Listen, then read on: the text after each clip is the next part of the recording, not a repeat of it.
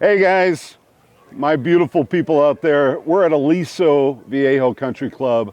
I mean, look behind me. This place is absolutely beautiful. And speaking about beautiful, with Julia here, and she's got Desert Door. How do I say that? Sotol. Think Sotol. Sotol. So explain that to me, please. So Sotol, we have tequila mezcal, which is produced by an agave succulent. Sotol is actually the plant that produces the distillate as well. So you have Sotol that makes Sotol Spirit. It's actually a brand new to the U.S. emerging spirit category. However, it's been around for almost 800 years.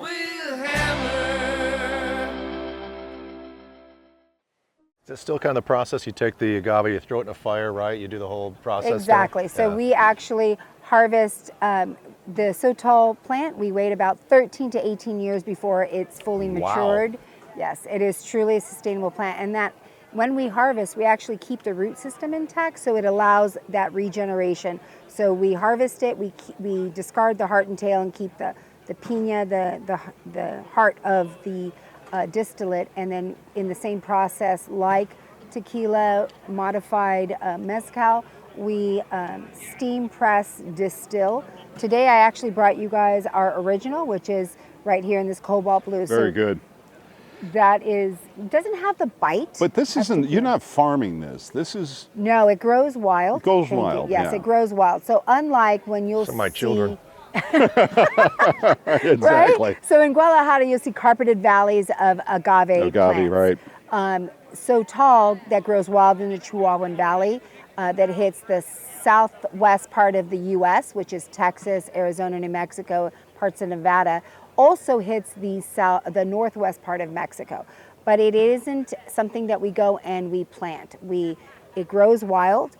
We spot harvest, and So how does that work? I mean, I'm fascinated by that part of it, you know? So think about you have a lot more control when you are planting agave. Absolutely, when you're farming. And farming. Yeah. And the Sotol plant is much like the terroir of wine, right? It adapts to its valley.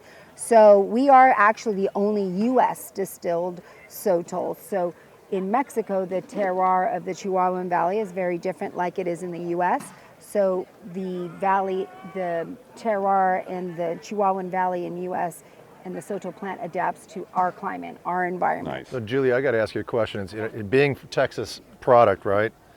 I got to think of cattle. And when you got cattle in Texas, you have to lease vast amounts of land to let them graze.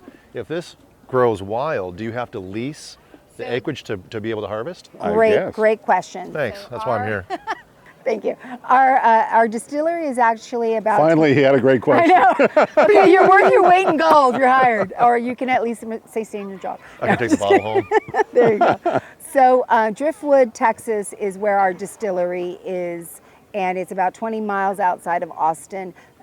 We actually have our own allotment of land that the Driftwood Desert Door Distillery owns. It's about 60 to 80,000 acres.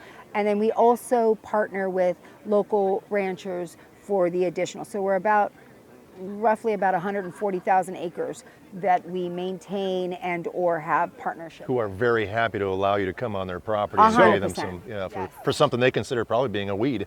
Yeah. Ish. Yeah. So Julia, I'm in the business, right? Yes. And I know how expensive glass is. I mean, you guys, He's getting back. I had to get back to that because that's a beautiful bottle. It is. I mean, and think about it, on the shelf it stands out. It's, open the door, discover the desert. It's really... very tasty. Okay, so talk to me. What do you like about it? Because I can tell you on a profile, it doesn't have the bite that tequila has, not as smoky as mezcal. So it's kind of that introduction in between. In the U.S., we've evolved, right? We have tequila, we've evolved to mezcal, so now... And I don't want to pay you this big of a compliment, but I'm going to because it reminds me of my vodka. It's very smooth. It is smooth. It is very smooth. Very kind of velvety. It is. It has a... And it's like our vodka. It doesn't have a... Guys, there's no harsh finish here. It's very, you're gonna want another sip. That's all I'm telling you. I go back to the days of eating the worm out of the mezcal. Right. And I literally have done that many times. But this is more have a gin, almost kind of a gin. So kind what of you're sampling here is, so we have our original that we harvest, steam, press, and distill. And then before to I create, am keeping this bottle. It's going on the bus, Yes. guys.